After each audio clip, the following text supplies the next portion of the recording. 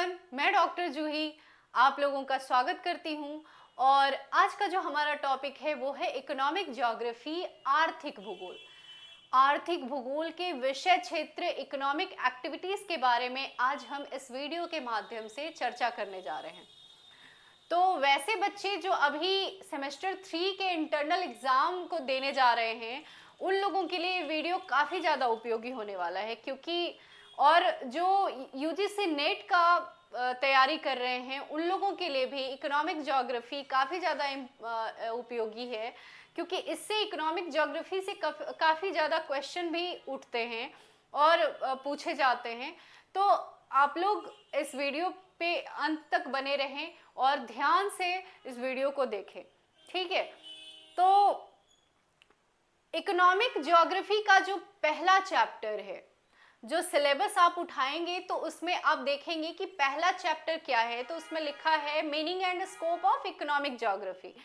तो आज उसी इकोनॉमिक ज्योग्राफी की पृष्ठभूमि के बारे में, उसके विषय क्षेत्र के बारे में, इकोनॉमिक एक्टिविटीज के बारे में आज हम लोग अध्ययन करने जा रहे हैं। तो आज चलते हैं चैप्टर 1 की तरफ, जिसमें आज इकोनॉमिक ज्योग्राफी के बारे में अध्ययन करते हैं। तो आपको पता है कि भूगोल क्या है। अभी तक सेमेस्टर 3 में अगर आप पहुंच चुके हैं, ज्योग्राफी का आप अगर पढ़ चुके होंगे तो ज्योग्राफी के बारे में आपको पता होगा कि पृथ्वी के धरातल पर उपस्थित जितने भी जैविक अजैविक पदार्थ हैं, उन सभी का जो अध्ययन है वो कहाँ किया जाता है? भूगोल के अंतर्गत, ठीक है। अब उसी भूगोल के अंतर्गत कुछ शाखा हैं, 2 शाखा हैं। कौन कौन से? भौतिक भूगोल और मानव भूगोल, ठीक है। तो भूगोल के भौतिक भूगोल और मानव भूगोल शाखा है।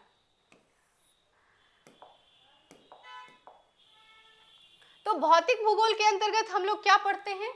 सूर्य, चंद्रमा, ग्रह, उपग्रह, इन सभी चीजों के बारे में, जलवायु के बारे में, तापमान के बारे में, समुद्र के बारे में, सभी का अध्ययन कहाँ करते हैं? भौतिक भूगोल के बारे में। समुद्र क्या, धरातल पर उपस्थित पर्वत, पठार, मैदान, सूर्य, चंद्रमा, ग्रह, उपग्रह, इन सभी का अध्ययन जो है वो कहाँ किया जाता है? भौतिक भूगोल के अंतर्गत। और मानव भूगोल के अंतर्गत क्या किया जाता है? मानव के जितने भी कार्य हैं, विश्व को बढ़ाने में, विश्व को विकसित करने में जो मानव का कार्य है, उन सभी का अध्ययन कहाँ किया जाता है? मानव भूगोल के अंतर्गत, ठीक है। अब इसी मानव भूगोल की उप शाखा है आर्थिक भूगोल। क्या है? आर्थिक भूगोल। आर्थिक भूगोल के अंतर्गत क्या किया जाता है? आर्थिक भूगोल के अंतर्गत मानव के आर्थिक क्रियाकलाप का अध्ययन किया जाता है। अब आर्थिक भूगोल का क्या परिभाषा है? आर्थिक भूगोल मानव भूगोल का वह शाखा है जिसके अंतर्गत मानवीय आर्थिक क्रियाकलापों का अध्ययन किया जाता है। तो हम यहाँ पे देखेंगे क्या परिभाषा को। आर्थिक भूगोल मानव भूगोल की वह शाखा है जिसके अंतर्गत मानव के आर्थिक क्रियाकलापों का अध्ययन किया जाता है। तो मानव जो भी कार्य कर रहा है वो आर्थिक क्रियाकलाप के अंतर्गत आ जाएगा। मतलब आर्थिक रूप से अपने आवश्यकताओं की पूर्ति के लिए जो भी कार्य कर रहे हैं वो मानव के आर्थिक क्रियाकलापों का जो अध्ययन है वो आर्थिक भूगोल के अंतर्गत हम लोग पढ़ेंगे, ठीक है। तो आर्थिक भूगोल के बारे में जीमरमैन ने अपना परिभाषा दिया है। क्या दिया है? आर्थिक भूगोल मनुष्य के आर्थिक जीवन और आर्थिक वातावरण से संबंधित है। मतलब जो हमारा आर्थिक जीवन है वो हमारे वातावरण पर निर्भर है। हम किस वातावरण में रह रहे हैं। अगर हम समुद्र वाले इलाका में रह रहे हैं तो वहां पे हमारा जो आर्थिक कार्य होगा वो ज्यादा से ज्यादा लोगों का आर्थिक कार्य वहां पे क्या है, फिशिंग का कार्य है, मछली पालन का कार्य है। समुद्र किनारे मछली पालन का कार्य सबसे ज्यादा होता है। और वही अगर हम मैदानी इलाका में रह रहे हैं तो यहाँ के लोगों का क्या कार्य है, सबसे ज्यादा कृषि का कार्य ये लोग करते हैं, क्योंकि यहाँ का जो मैदानी इलाका है वो कृषि कार्य के लिए काफी उपयोगी है, यहाँ की मिट्टी काफी उपयोगी है। तो इस प्रकार से वातावरण के अनुसार लोगों का आर्थिक क्रियाकलाप भी चेंज हो जाता है। इसीलिए जिमरमैन ने इस वर्ड का यूज किया है, आर्थिक वातावरण का जो वर्ड है वो इसमें परिभाषा में उन्होंने ऐड किया है और बताने का कार्य किया है कि आर्थिक भूगोल मनुष्य के आर्थिक जीवन और आर्थिक वातावरण से संबंधित है। मतलब दोनों एक दूसरे से कोरिलेटेड है, वातावरण और मानव दोनों एक दूसरे से रिलेटेड हैं, क्योंकि अगर जिस भी वातावरण में रह रहे हैं लोग उसी प्रकार से अपना जो आर्थिक क्रियाकलाप है वो चेंज करते जाते हैं। पर्वतीय इलाका में अलग, समुद्री इलाका में अलग और मैदानी इलाका में अलग तरीके से आर्थिक क्रियाकलाप करते हैं। ठीक है, तो अब आते हैं आर्थिक भूगोल के विषय क्षेत्र के बारे में। आर्थिक भूगोल के कितने प्रकार के विषय क्षेत्र हैं? 3 प्रकार के विषय क्षेत्र हैं। ठीक है, तो कौन कौन से हैं? प्राकृतिक संसाधन, मानवीय संसाधन और आर्थिक क्रियाएं। तो प्राकृतिक संसाधन के अंतर्गत क्या क्या आएगा? मतलब प्रकृति से जुड़े जितने भी संसाधन होंगे वो प्राकृतिक संसाधन के अंतर्गत आएंगे। प्रकृति से जुड़े जितने भी तत्व होंगे वो प्राकृतिक संसाधन के अंतर्गत, जैसे कि मिट्टी, जल इत्यादि। तो प्राकृतिक संसाधन के अंतर्गत प्रकृति से जुड़े तत्व, प्रकृति से जुड़े तत्व शामिल किए जाते हैं, तत्व शामिल किए जाते हैं।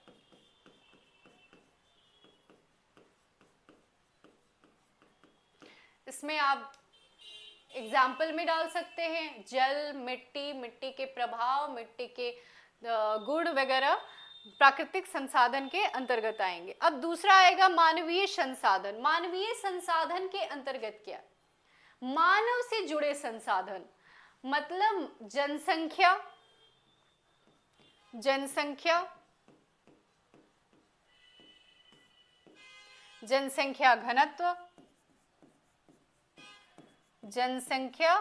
घनत्व, साक्षरता, लिंगानुपात,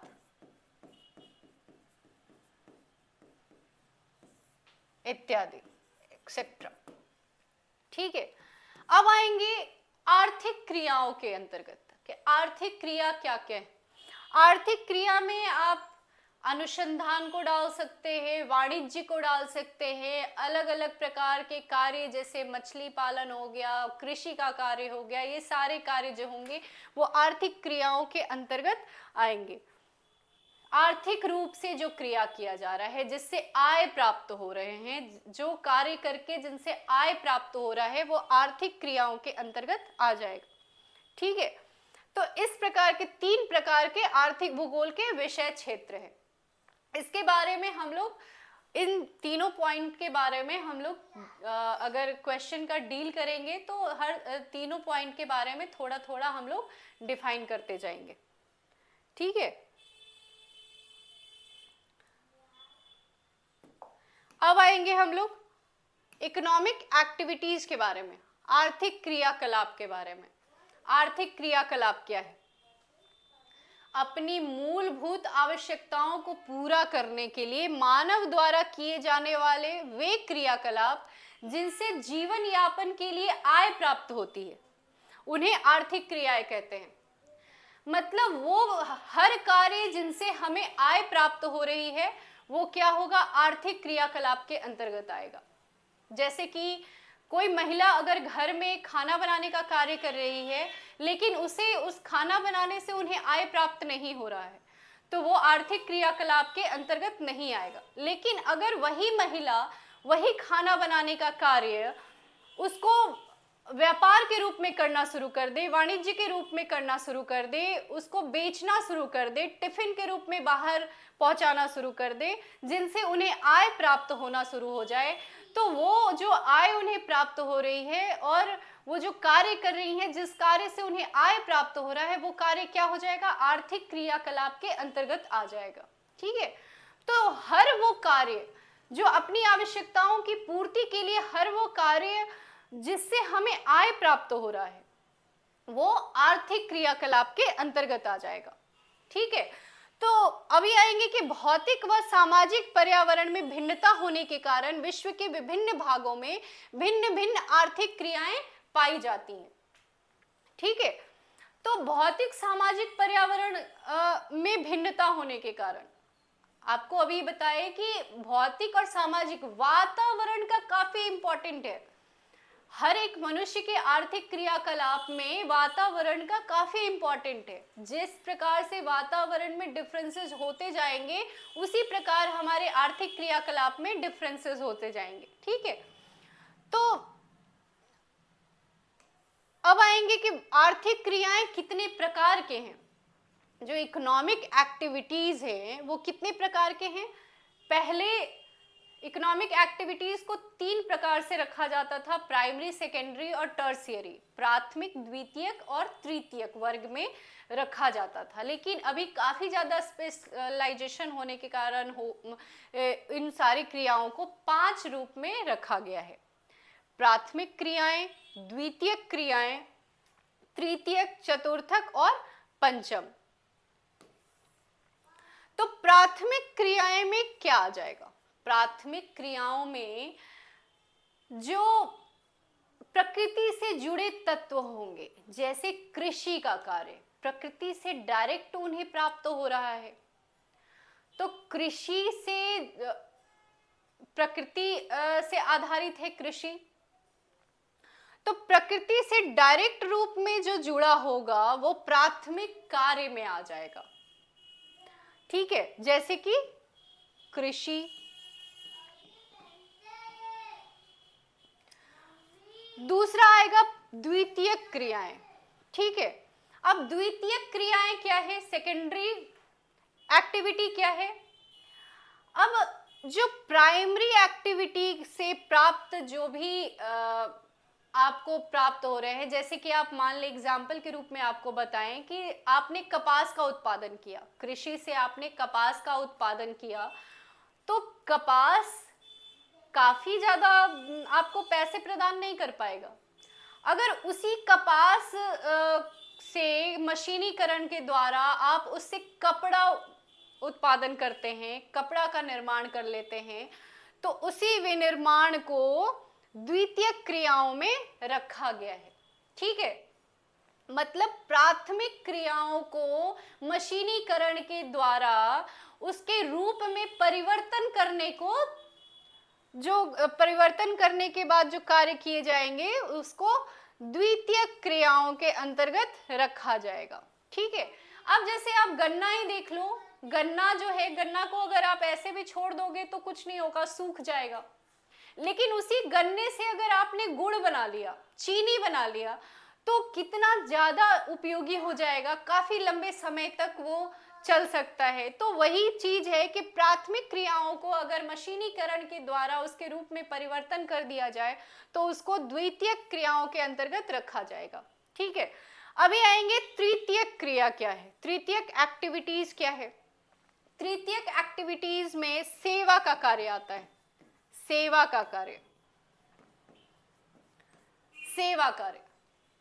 अब ये सेवा कार्य क्या है?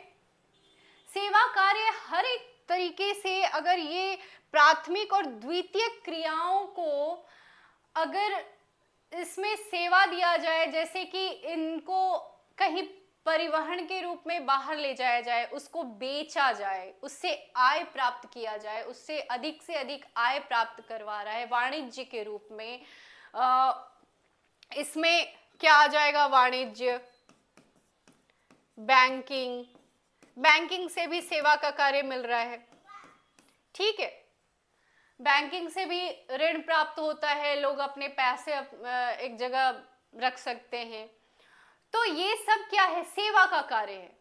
जितने भी सेवा का कार्य होगा वो किस में आएगा, तृतीयक, टर्शियरी एक्टिविटी में। परिवहन हो गया, सड़क हो गया, परिवहन, रेल मार्ग, ये सब जितने भी हैं वो कहाँ आ जाएंगे, तृतीयक कार्य में। वाणिज्य हो गया, बैंकिंग सेक्टर हो गया, ये सब किस में आ जाएगा, तृतीयक एक्टिविटी में, तृतीयक क्रियाएं में। अब आएंगे चतुर्थक, क्वार्टरनरी एक्टिविटी क्या है। क्वार्टरनरी एक्टिविटी में अलग प्रकार के कार्य हो जाएंगे, जैसे कि शिक्षण का कार्य, इसमें एजुकेशन हो जाएगा, एजुकेशन, मैनेजमेंट,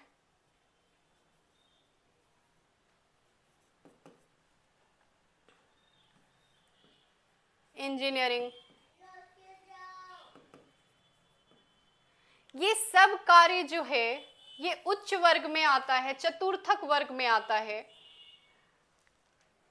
ठीक है, तो जो एजुकेशन का कार्य हो गया, मैनेजमेंट का कार्य हो गया, ये सब किस में आएगा, चतुर्थक वर्ग में, चतुर्थक एक्टिविटी, क्वार्टरनरी एक्टिविटी में।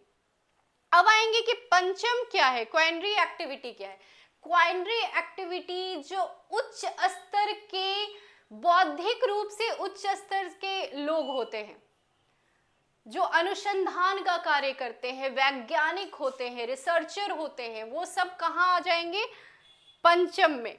ये अलग प्रकार के लोग होते हैं, ये बहुत कम पाए जाते हैं, लेकिन अगर आपने इंजीनियरिंग की पढ़ाई की है तो भी आप एक अलग प्रकार के बौद्धिक स्तर के होंगे, तो वो पंचम क्वाइनरी एक्टिविटी में आ जाएगा। बहुत सारे लोग पढ़ाई तो करते हैं लेकिन वैज्ञानिक नहीं बनते हैं, लेकिन जो वैज्ञानिक बन जाते हैं वो क्वाइनरी एक्टिविटी में आ जाएंगे। ठीक है, तो इसमें कौन आ जाएगा, वैज्ञानिक।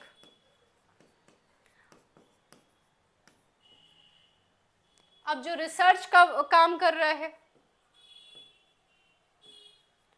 जो कई प्रकार के बुक्स को पढ़ रहे हैं, पढ़ने के बाद अध्ययन कर रहे हैं और उसके बाद फिर नए बुक्स को रिलीज कर रहे हैं, उसको दे रहे हैं समाज के लिए, तो ये सब एक्टिविटी आपके आएंगे। प्राथमिक क्रियाएं, द्वितीयक क्रियाएं, तृतीयक, चतुर्थक और पंचम, तो 5 प्रकार की एक्टिविटीज हैं।